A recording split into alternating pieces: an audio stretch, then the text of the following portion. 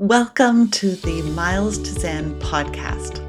If you have listened before, I am so glad you're back and listening again today. We are interviewing my favorite self-leadership coach, Ruth Andermatt. Ruth was on the podcast earlier this year in March, and I brought her back due to popular demand. I'll put the link to that podcast in the show notes. Ruth and I like to have a coffee or go on a walk in the woods and often have these big conversations around everyday occurrences. Today, you're going to hear all about connection, self-trust, heart and head living, breaking free from patterns, and learning to live your most magical life. So grab your coffee or put on your runners for a walk and feel like you are right there with us for this delicious chat. My hope is that you will leave with a heart full and a bunch of gems that you can apply in your life. So please enjoy, and we will launch right in. Ruth, welcome to the podcast. I'm so glad to have you here this week. I know you were here once before. How about you introducing yourself this time? Wow, that's always great. Well, thank you, Shannon. I always love coming and chatting with you. And, that introduction, it can be, oh, my name's Ruth. Oh, I do leadership coaching. I do mostly what I like to say is I am Ruth. I'm a connector. I like to be connected. I want to be connected to you. And I want to hear where you are. And inside of that, whether it's socially, professionally, with your dog, I'm a connector. And that is all that really matters to me. And I realize as far as I go in the world and search other things out, if there's connection, the magic is there. And I'm really curious about the magic. Oh, and I love that. And that's what, of course, makes you perfect for this podcast, which is conversations through curiosity, creativity, and connection. Wow, pretty cool. I can't wait to see where we go. Thanks, Shannon.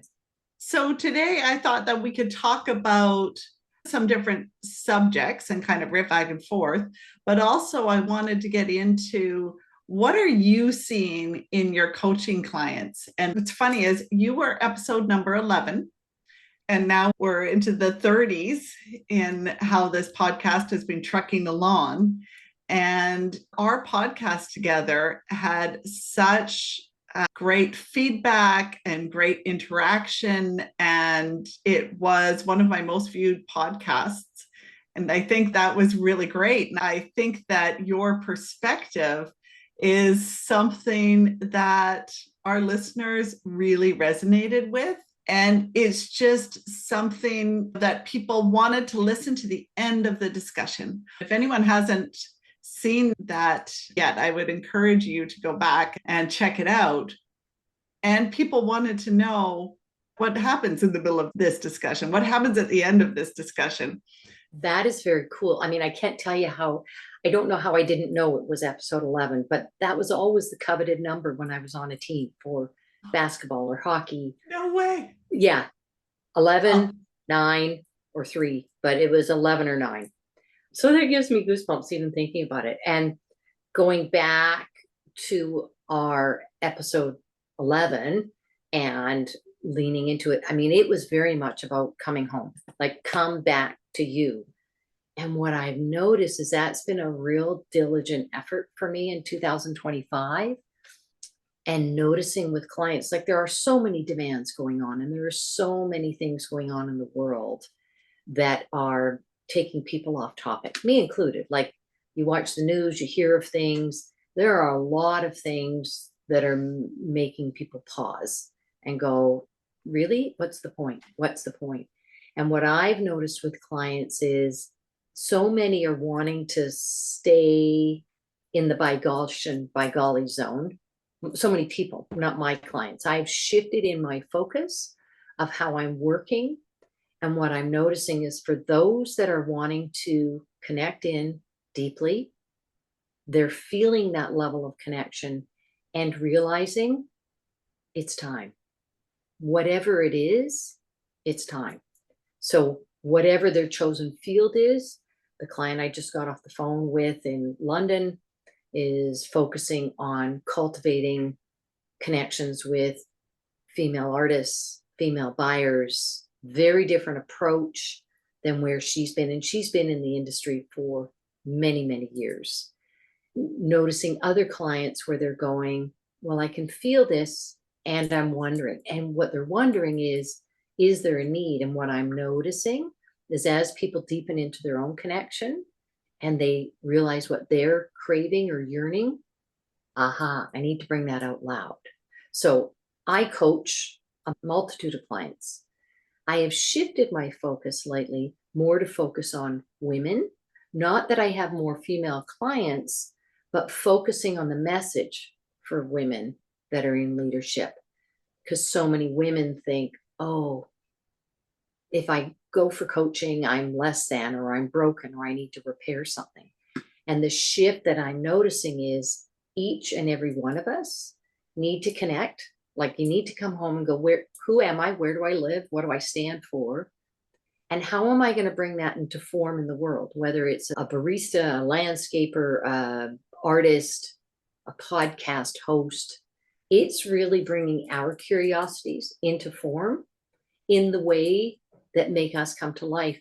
And that is what's needed out there. And I'm seeing it so much more. So as I work with clients now, before I would work and say, okay, well, we'll work in segments. Now I don't work with anybody for less than 6 months. It's like, if you actually want to bring this to life, we need to have the consistent conversation. We need to build it in a sustainable way. It needs to come to life and tease it forward further.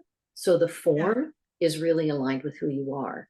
Yeah. And there's a real wide separation. The ones that are just existing and I'm going to hang out here, try my best. And the others that are going, I know I have more in me. I don't quite know how to get there. I'm going to face in rather than face out and look for the answers. Because so many will look out in their life and go, oh, this is what's happening. But that's just a reflection of what you've already cultivated. Right, right.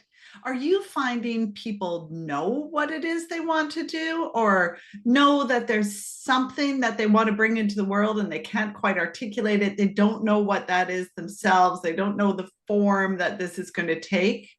Is that what you're seeing? Or are you seeing people who know what it is they want to deliver to the world? They just don't know the how? Well, all the above. There are so many different versions. I mean, we've been told, oh, follow your bliss. Well, what's that look like? Yeah. Well, it's not as straightforward as that. Some people have a sense. What people clearly have a sense on is that doesn't work for me. Excellent. Add that to your non-negotiable list. That realizing no and not going in that lane helps you to see the lane you're in. Because what I'm noticing is people think, well, I need to change my jobs. I need to change my marriage. I need to change where I live. Yeah. Maybe, but mostly you need to change how you relate to being in that location or in that job or in, and we can, I mean, I love Wayne Dyer's quote, when we change the way we look at things, the things we look at change. You were reading my mind, Ruth. That's one of my favorites. Well, it is, and it's so simplistic, and yet it doesn't have to be, wow, I am this amazing. Really, you know, like one of my clients, one of her focuses that she just makes in her life is she goes to the grocery store and she smiles at everybody. And she counts how many people will smile back. I think I might have mentioned the version that of my mom. Ah, that's my mom and I would have the smile contest whenever we went out. Yeah. Yeah. Well, and you look and you go, so is that change the world? Is she monetizing that? Is she? No, but it does fill her heart up. It does make her feel like she's connected in the current moment. And there are those that come and work with me that go, yes, I want to do this. Yes, I want to take this to the moon and back. Yes. And there are others that going, you know, I feel like there's more. I have a burning desire, but I don't know what it is. We may not get to the form of it, but we'll get to the nature of the connection where they know what it feels like to be tuned in, turned on, and moving it forward rather than just playing like the hockey goalie that's deflecting shots that are flying at them. And, you know, we've had so many things with COVID where people have gotten rusty with the nature of absolutely. Connection. Technically, we're all back in flow. That's all in the rearview mirror. Here we go. And yet people still aren't quite socially connected. They still aren't, you know, like we look at offices. Are you in a hybrid format? Like, are you in the office, out of the office? Some offices are like absolutely mandatory. You must be in the office. Others are going, it's too expensive to have the office. Let's close it down. Yeah. But there isn't, go ahead. Yeah, I was just going to say also think about dinner parties and think about having people over for dinner. I was just talking to a cousin recently about this, and we used to invite people over for dinner and go for dinner at people's houses quite regularly. Well, since COVID, we're all out of practice. We're still out of practice on that social connection piece and don't quite know how to sit in a room with someone for something as simple as dinner. And it's amazing what those years did, but it got us completely out of practice with that connection with others, whether that's at home or in an office. And you know what? I was just thinking about, I just wanted to bring us back here to the smiling at strangers in the grocery store.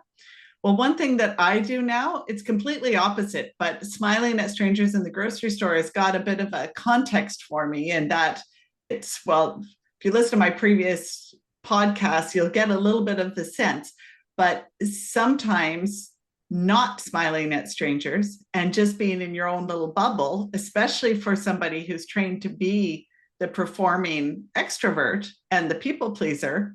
What I do now when I go into a grocery store is I'll put one earphone in. So just in case I run over somebody's foot with my shopping cart, I'll be able to pay attention. I'll put one earphone in, I'll play classical music or other music, but often just classical music with no words. And I will just get into a little zone and I will be in my super happy little bubble. And anything can be going on in that grocery store, and it can be lineups and busy, and I just don't care. I'm in my happy little zone, and that's the change that I've made going to the grocery store in the last few years. Wow. Interesting. Yeah. So your friend smiles at strangers. And I would encourage people to do something that's opposite for them to get that difference of perspective. Well, and as we were chatting earlier, I mean, that concept of what perception do you hold in that moment? Because it's great. We've yielded a lot of success in our lives getting here by having this perception. And yet, if we really want to open it up, turn it on its ear, to be able to consider it from a very different perspective or a subtle shift in perspective, it can radically alter the trajectory of the project, the process, the connection. You know, I was telling you, I just went to this really sweet wedding, and the nature of the connection, it happens to be someone I've known all his life, and I'm good friends with his mom, and like all of the things that went along. But being in the hotel room as she was finishing the wedding dress for the bride, her extended family, everybody was there. Her brother's partner, their two kids, my dog, her mom. This is all in a one-bedroom suite. And the carry on and free for all is so outside of my typical operation. It was fascinating what opened up.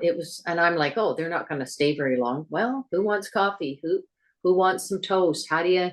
And my dog loved it. And you realized there was no agenda here. There was no hurry up. And I'm thinking, my friend can't concentrate on the dress. I'm like, right. She's grown up in this atmosphere. She thrives in this atmosphere. Me, on the other hand, I had to keep sort of course correcting. Be here. You don't have to clean it all up. No, you don't have. It's like, conversations were hilarious, because it just opened up, and we don't have the same amount of room for spontaneous. Oh, that was interesting. Tell me more about that. Or I'm totally unaware of that. How does it happen? We have so much scripted with the phone. I check in before I get there. This has happened, or I'm there and I don't want to talk to anybody. I'm on the phone. You know, you put the phone down, and with a dog, like I was just on a BC ferry, well, you have the dog, you go to the end well, everybody talks. Well, also because my dog greets everybody. You end up in all these conversations that you wouldn't have gotten on. And it's like, oh, that's interesting. Oh, where have you come from? Oh, how old's your dog? Oh, How does your dog travel on the ferry? And next thing you know, you're aware of their travel plans, how they've been, how long are they going on vacation. And then you get in your car and you'll probably never see them again. And your life is forever changed because of the opening in that conversation. Right. And that connection that has a sweetness to it and no attachment for it to be anything. Yeah. And I'm noticing that in how people are wanting to be here, in how they're wanting to generate an income, how they want, like people want secure, I want to know the outcome. Well, when we know the outcome, we really limit it. When things are uncertain, anything's possible. But as the human brain goes, we manufacture all the, well, this could happen and that's not gonna work and that's gonna, it's like, but what if? What if it opened up here? What if this became possible? And what if it was just a chat on the ferry? Right. And also what really hit me this weekend, in fact, as I was up north visiting some relatives, and it really hit me of our preconceived beliefs about people and what they stand for. And this really gets at, how bipolar the thinking has gone. Mm-hmm. And it's completely, well, I don't know if it's completely fabricated, but a lot of that is fabricated. So an example being, I have just a beautiful cousin up north. He hunts, he fishes, he, drives a diesel truck. He's got an ATV. So then you paint people with a certain brush, when they have a certain set of characteristics, just like, people say who work for the oil patch or who work in whatever industry. And then, you have these conversations, and I always loved my cousin, but you have these conversations and you see more layers. He just bought chickens. And normally when you buy chickens, you actually only buy the female chickens and they throw the male chickens into dog food, into whatever. And he was like, well, that's a waste of a life. I'm going to order 40 chickens. I'm going to take all 40. I'm going to take whatever comes. So he got 20 roosters, 20 chickens, because he didn't want to waste that life. He wanted that life to eventually be able to feed his family. And he also delayed building his chicken coop because there was 2 robins nesting in the chicken coop. So he's like, oh, I'm going to wait until they're finished. And then I'll build the chicken coop. And when he goes hunting, he will hunt a moose or something.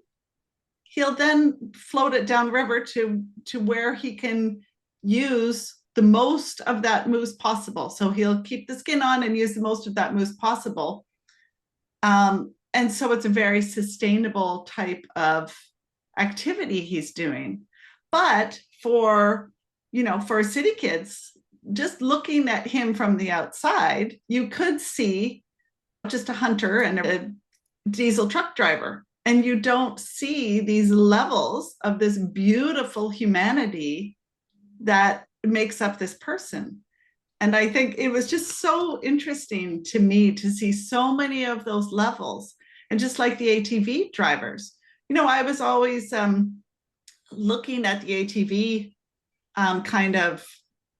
there's a huge population of people who take these ATVs out. But what are they doing? They're taking out the ATVs so they can access further into nature. And it's really a shift in the perspective that I'd held before. And it's really interesting because the more you change your perspective, the more you can hold of humanity and the more you can hold of potentially differing of perspectives and opinions. And you find that there is a ton of common ground there still when you open up to that possibility. Sorry, that was a long-winded story, but I just wanted to share. Well, and I super appreciate you sharing, because as you need to remember, the cornerstone of all of that is that you're curious. You're not going in to try and prove. We can explore when we reserve our agenda. It doesn't mean we have to take their opinion. It doesn't mean we need to convert our thinking. But if we can stand at the precipice and consider, that's where we open up.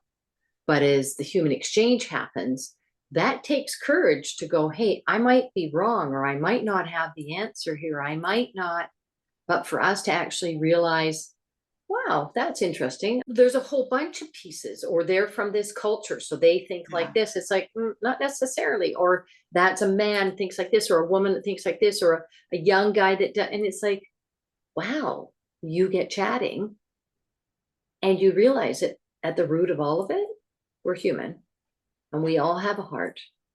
I mean, sounds like the Wizard of Oz, but we all have a heart.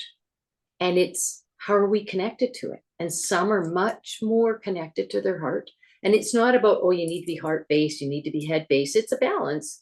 And it's about living in the understanding that we do want a heart and a head based way of living, not at the expense of, and not pushing others out. And your curiosity to go, oh, I wasn't really wild about these ATVs.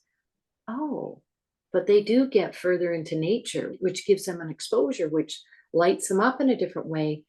And when they've tasted, I love to say, the nectar of the gods, then they bring it back and share it for those that may not have the courage to adventure. I mean, I know I would be too afraid of whatever wildlife is out there. I'm such a wiener, right? But they bring it back and share the stories, and you go, oh, that's really cool. I had no idea that birds did this, or that's how bears did it, or they live into how they set up their homes. As complex as things have become, the need for more basic connection is even more prevalent. Right. And simplicity. When, And yeah, on another story from this camping trip, I met this woman who her kids have grown up. She always went camping with her kids. She was camping with her horse. And it was beautiful. And this horse, it just had such just a warm, peaceful vibe. I had to go over and say hello. I know that will shock anyone who knows me. And there she was, just trying something new, distinctly out of her comfort zone, because this was the first time she'd done it. And she just looked in her element. Her and this horse camping at a campsite, but because we're up north in BC, they have little paddocks that you can camp with your horse. It's awesome. wow.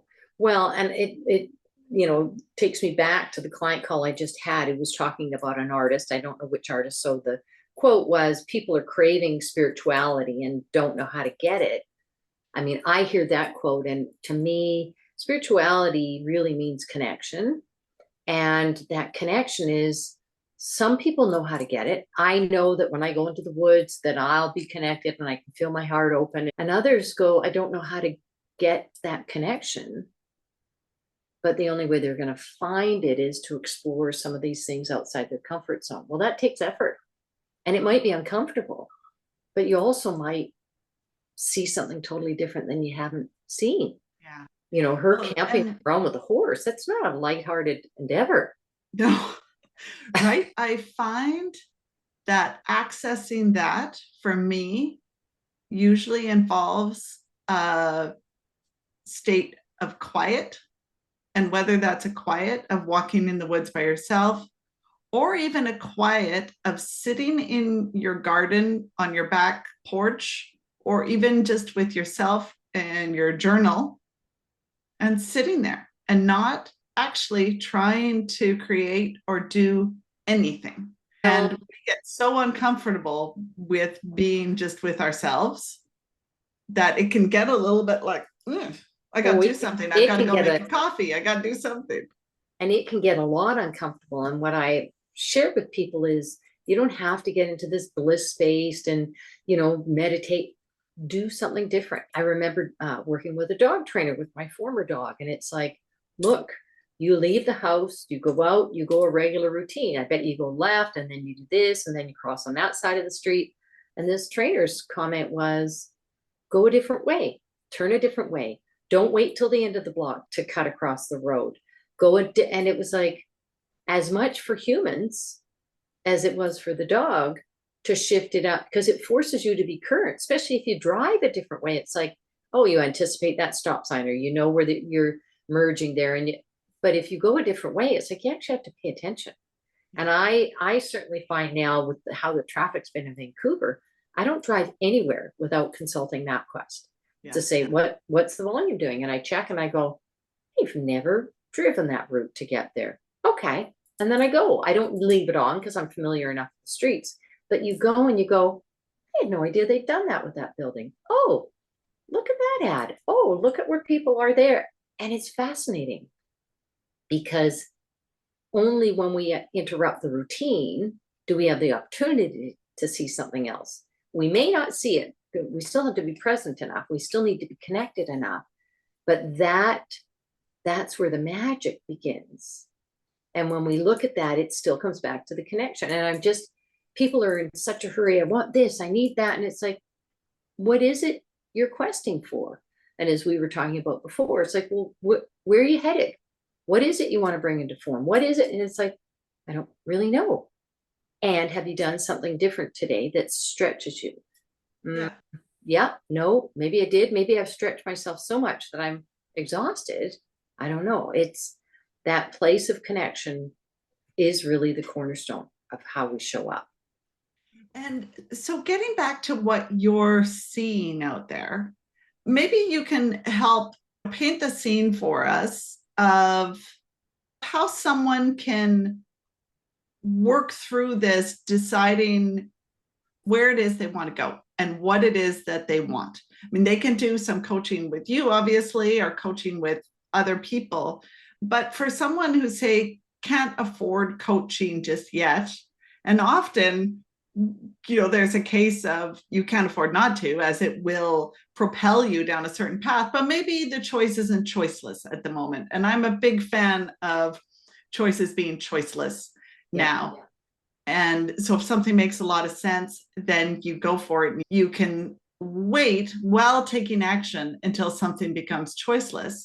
And then it's just, you don't have the bumps in your life and you don't have the angst of decision making, because things will unroll as they need to unroll, as long as you're showing up present in your life and you're moving. You keep on taking action. But for somebody who's in this place, say before that they've come to you for coaching, or even like examples of people that have come to you, how is it that they start to break free from their previous ways of thinking? Or how is it that they discover the how into the where the heck do I actually want to go? And so great question, Shannon. There's a lot that comes before the how. Right. There's a lot. And the biggest thing is actually noticing. Noticing, I'm disappointed, or I'm sad, or I'm angry, or I don't like my life, rather than I don't like my life and then just react and, turn on the TV, or mostly, tell it out. Yeah, mostly what I realize is we need to notice. And one of the most powerful things you can do is to stop and write it down. What do you notice? Get those thoughts out of your head, because in your head, it's like a pinball machine, and it just picks up speed. And then then we get into this thought process, and then we're just like shut down. And now I can't talk about this. I got to go have a bath. I got to go for a run. I got to have a glass of wine. I've got to whatever. Mostly get it written down, and you ask yourself, do I agree with that thought? Okay, if I do, what are some actions I need to take or could take? If I don't agree with it, then you say, I don't agree with that. I need to figure out a way not to have that thought. And as we know, most thoughts that we had yesterday, and we had the day before that. We get into this cycle. Joe Dispenza, 95 or more percent of our thinking is the exact same as the day before. Yeah, and that's a big premise of Dr. Joe Dispenza's work is, we cycle in these thoughts. So mostly notice it. You don't need to be in a big, how do I solve this? Notice, I keep thinking I'm going to lose all my money. Well, just stop. That's what I'm thinking. Or I'll never meet someone. Like if we don't put it out loud, we can't actually see what we're thinking. And a lot of the thinking is driven by fear. Yeah. We're driven by being victims. Everybody else does well. It's never going to happen for me. And I always have it's like, wow.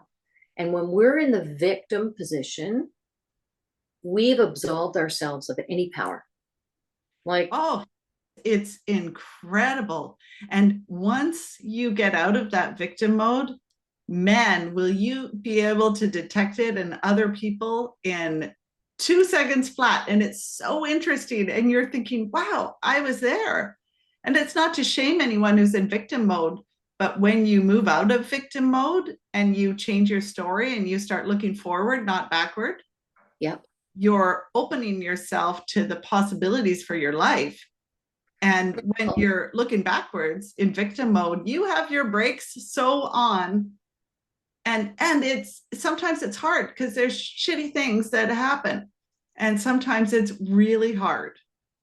Absolutely. And the harder they are, the more they have to offer. And, I love that saying, we live life forward, but we understand it backwards. And there are times we need to look back and go, at that junction, right, I was driven by this, and that's how I made those choices. And noticing what is the catalyst in making the choices, and in realizing our society is built on blame. Well, it was your fault. That happened. It was like, where was my responsibility and accountability in that exchange? Whether it's running a business, whether it's in your partnership, whether it's parenting, whether it's dealing with your parents, there's a whole host of things. And I know you know this only too well. Like, as I went to this wedding and I was supporting my friend's mom, we were sharing a suite. Well, she's got memory challenges. And boy, talk about an opportunity to get current and not ricochet around. Like, that is the ultimate. And it wasn't easy. It wasn't easy. And I know she was doing the best she could with her memory capacity.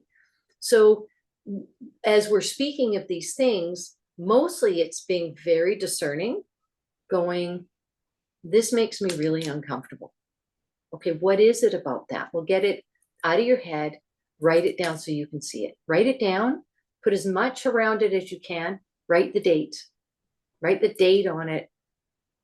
Because as we're saying, so often we can come back and realize 90% of our thoughts we had today, we already had last week, we had 6 months ago, when we write it down, we get the opportunity to witness our own shifts, our own expansion. And you don't have to work with a coach. That's one way of doing it. You can do it by volunteering. You can do it by joining a team. You can do it by walking in the woods. Everybody has an opportunity to do it in a way that feels more in concert with who they are. When you work with a coach, there's a level of accountability. There's also a cost. There's also a desire to move forward in a way that's not for everybody. It's really about, what is it I want? Where do I want to go with this? And, when we do the same old thing, hoping for new results, talk about insanity, right? And it's okay to say, I'm okay with these outcomes. But if you're not okay, notice it, write it down, start to challenge yourself. Well, how could I do this differently? How could I open this up for something different? Yeah. Or just go, that's the way it is. I'm okay with that. I'm going to march along. You know what I find also about writing things down is that often when you stop to write things down, you often then start doing more writing down, in that you may at the same time start doing a gratitude or appreciation list or something else. And things are more visible. When you've written it down, it's not as big. Well, there's a clarity to it, and it may not be as big, or it may be bigger than you have realized. Right. There are some people that minimize their situation. It's like, oh yeah, you're in a horrid situation. You need to make some changes. Oh, right. I can't make you make the changes until you see it. You're not going to shift. So putting it down outside of you actually brings it to life in a way that you get the opportunity to consider it from a perspective. Is this enough that I want to make some changes, or I want to consider it? Is this not enough? Only you know. Like, no one else knows what your life feels like. They can relate. They can. That's And just like nobody knows what your experience is inside of a job, inside of a marriage, inside of a friendship, inside of any relationship, because they don't know what it is to be there, to feel that and to have those feelings. And it's so true. And it's so easy for us to look into somebody else's situation and judge it or think that we know what's going on, but it's impossible. Absolutely impossible. and we project our values onto their situation. Well, Yeah. if you just went to the gym, if you just spent less money, if you stood up to your boss, it's like, just a minute, perhaps those are words that you need to circle back and have them shine on you. Yeah. And this place of, Oh, that's the worst. I know, like, listen clearly to what you're saying, because those words are Oh, true. And when we realize people really are doing the best they can, yeah. they really are. And we need to bring love and kindness. That doesn't mean tolerance, it means love and kindness.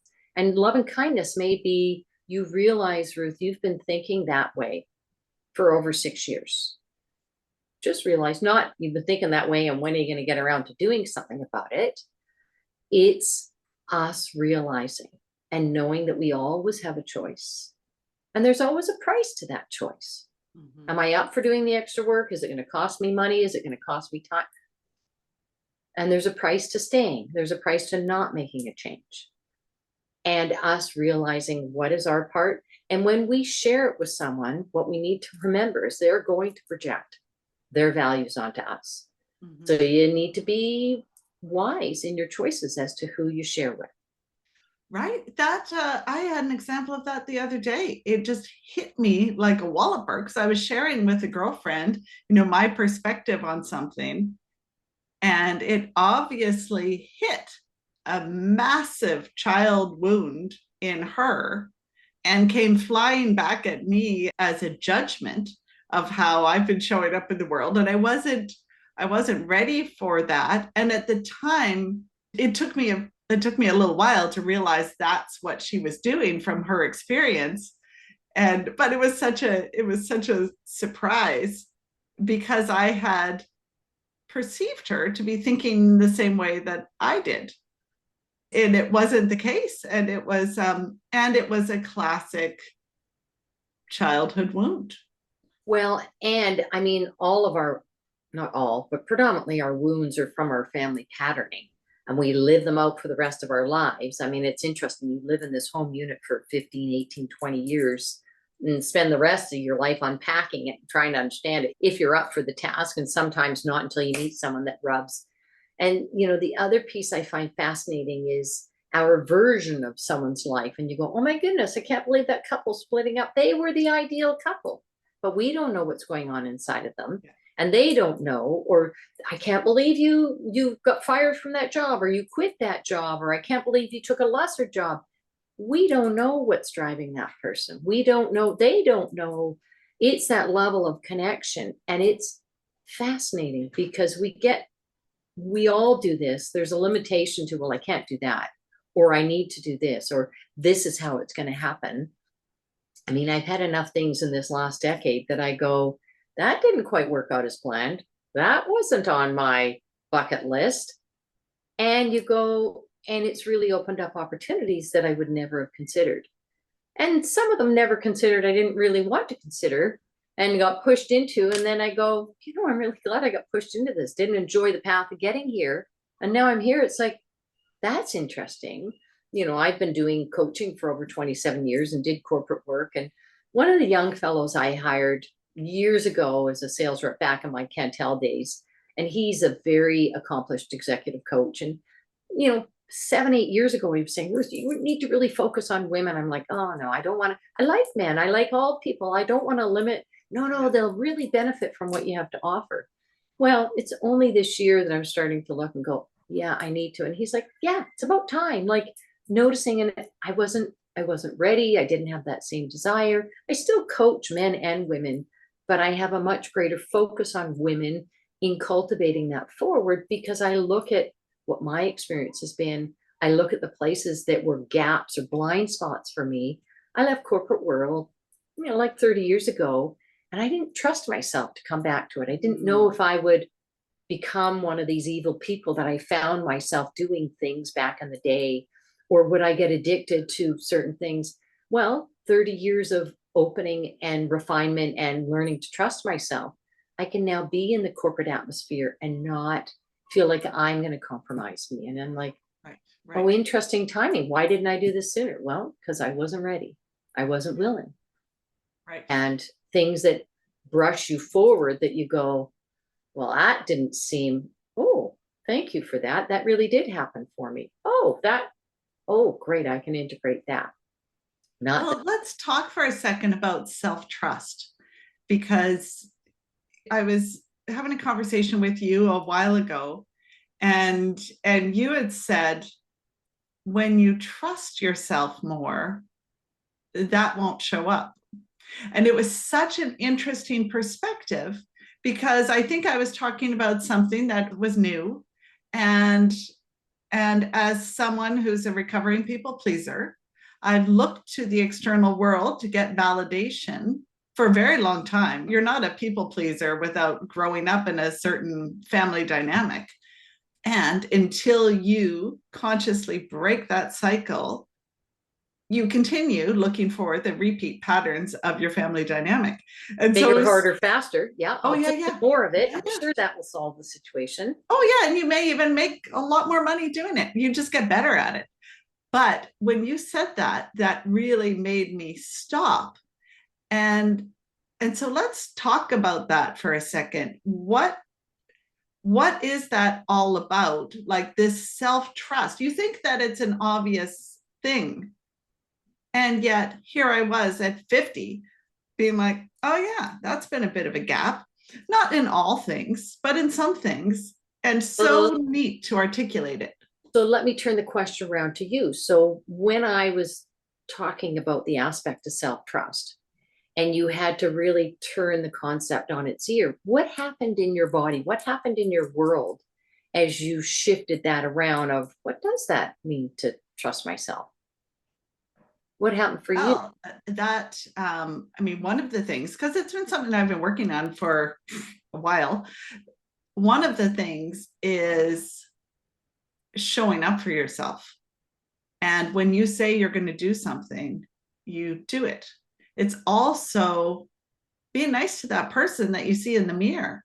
You know, like Mel Robbins says, give that person a high five. Give yourself a high five in the morning and be nice to yourself. One of the things you said as well, you were coaching a friend, and she told me, yeah, well, Ruth's told me to stop being such a bitch to myself. Excuse the language. I may have to edit that out. But it's so true.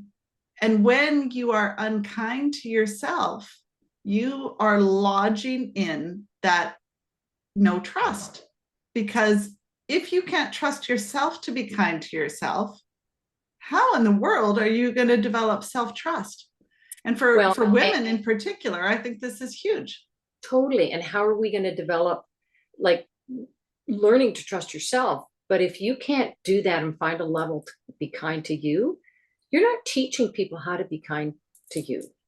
And then you don't know what it feels like. I was just in a situation on the weekend, and there's that offhanded comment people will say, and they go, oh, F me. And it's like, please don't say that. That's really unkind to you. And this guy goes, well, what do you mean? I go, it hurts me to hear you say that to you because something happened. He's like, oh, F me. Yeah, yeah, yeah. And I go, just say F or F off, but don't say F me. Don't bring it home, right? Precisely. And it was really sweet to hear him go, oh, and that subtle shift, because we don't need to kick our butts anymore.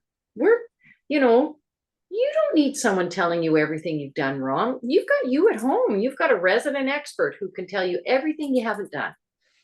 And that's exhausting. It's a relentless schedule when, I don't trust myself. I must need to be more. Or how about I am who I am and show up in the goodness of that and find a way to flow that. And when we don't trust ourselves or we don't make that a practice, Our bodies always tell us, oh, my shoulder's sore, I've got a cold, I've got, Right.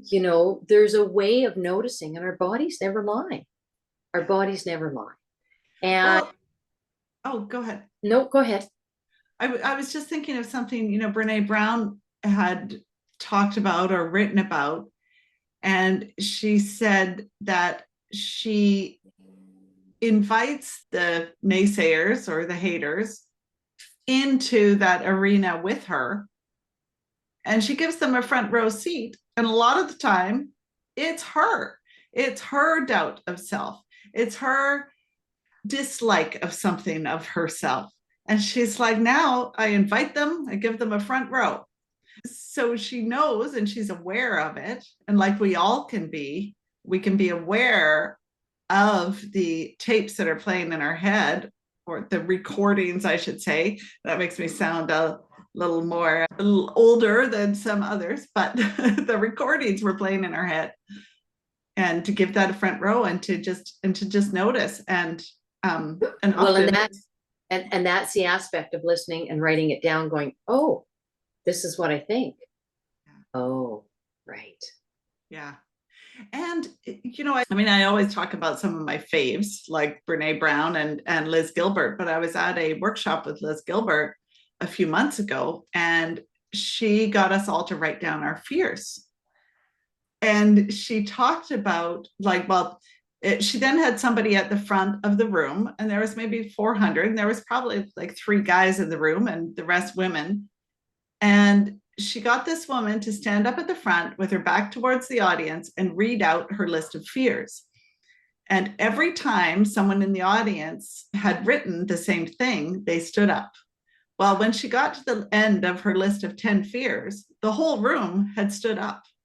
Oh my goodness. And what that shows you is our fears are actually collective fears for the most part, and we all feel these things.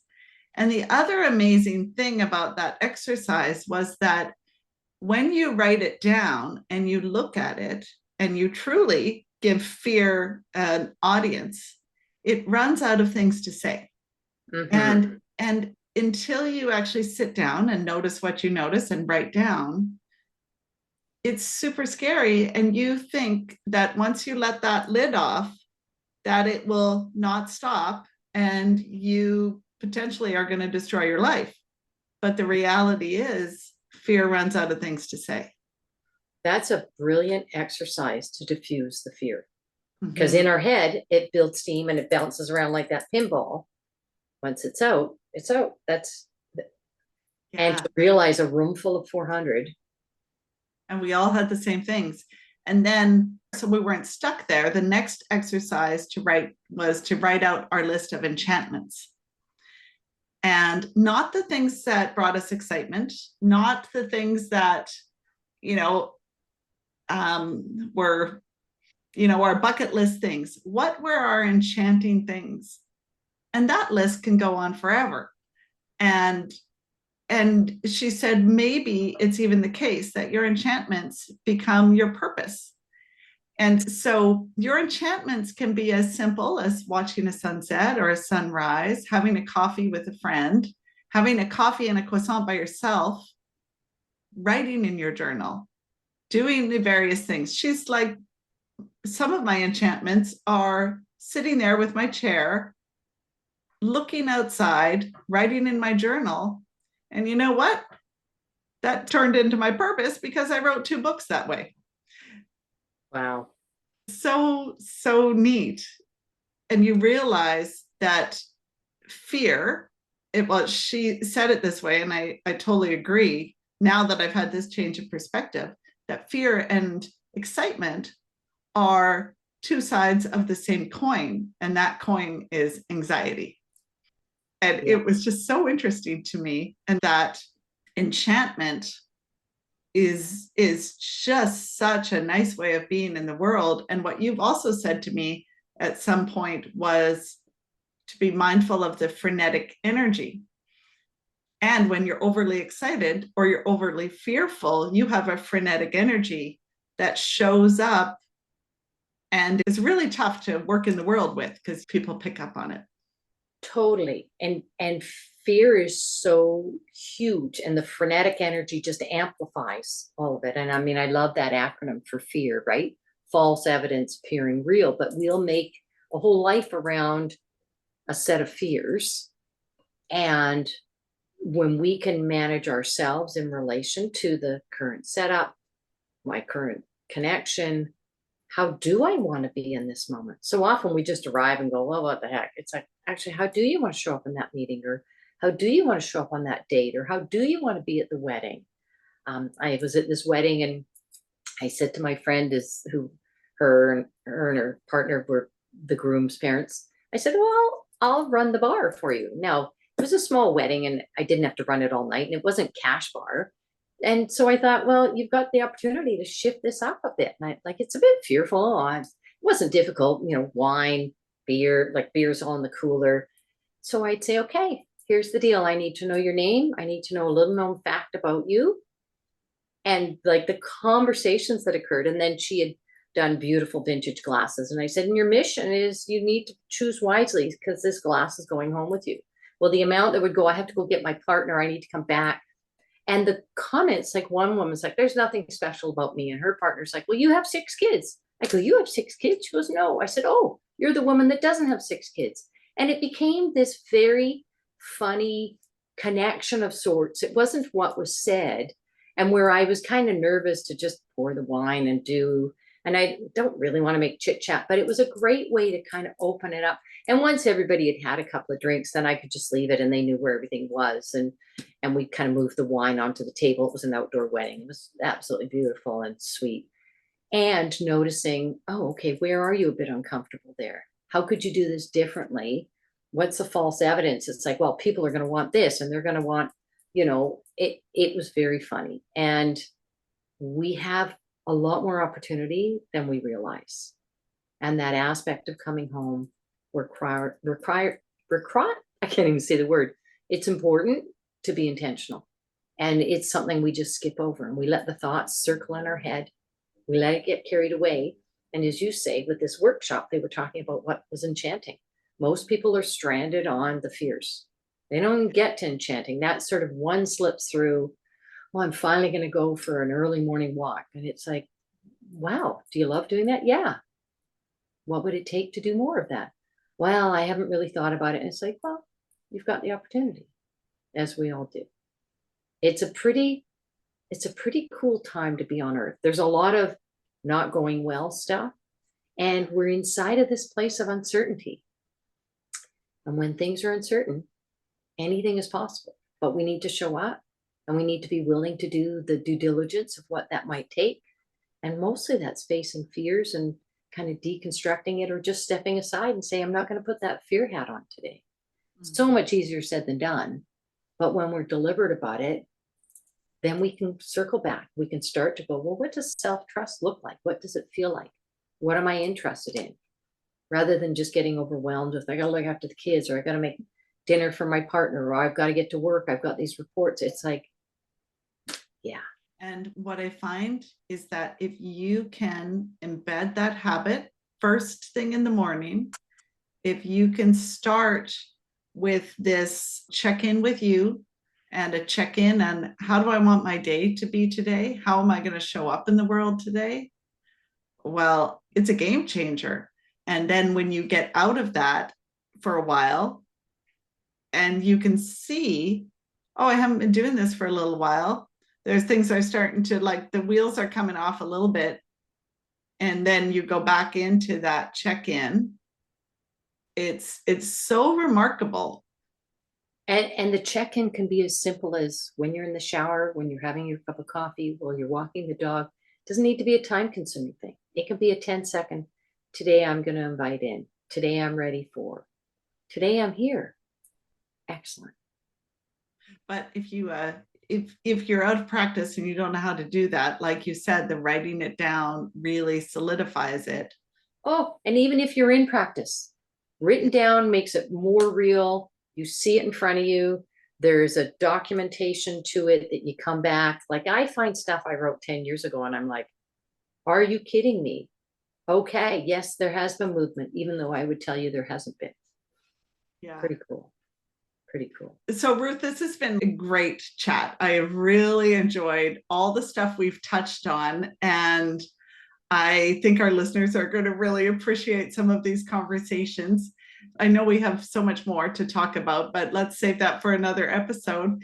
I'm wondering if for this week's episode, you have some words of wisdom you'd like to share with our listeners before we wrap up.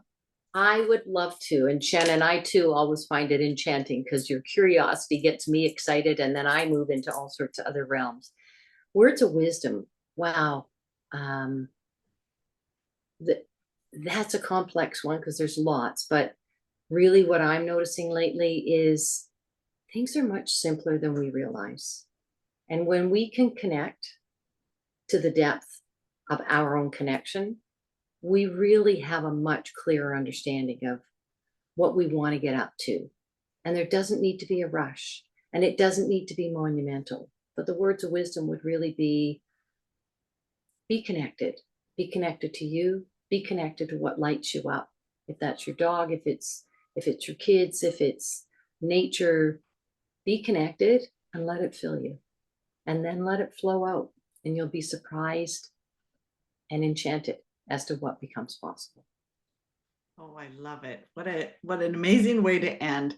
Thank you so much, Ruth, for being on the podcast this week. That was just great. Always my pleasure, Shannon, always. And I'm always delighted we're not at a loss of things to talk about. So I don't see that happening anytime soon. So me neither. Have a fabulous week, everyone. And Ruth, thank you so much again. Totally my pleasure. Thanks, Shannon. Wow, is this episode packed with some great advice? Where was this conversation when I was in my 20s or 30s? If you'd like to follow up with Ruth, her details are in the show notes. And thank you so much for listening. I so appreciate it. Please help us get this podcast out to as many listeners as possible. Like, subscribe, follow, do all the things depending on the platform where you're listening or watching. And leave a comment. I would love to hear what resonated with you from this chat. Thank you so much, and see you next week.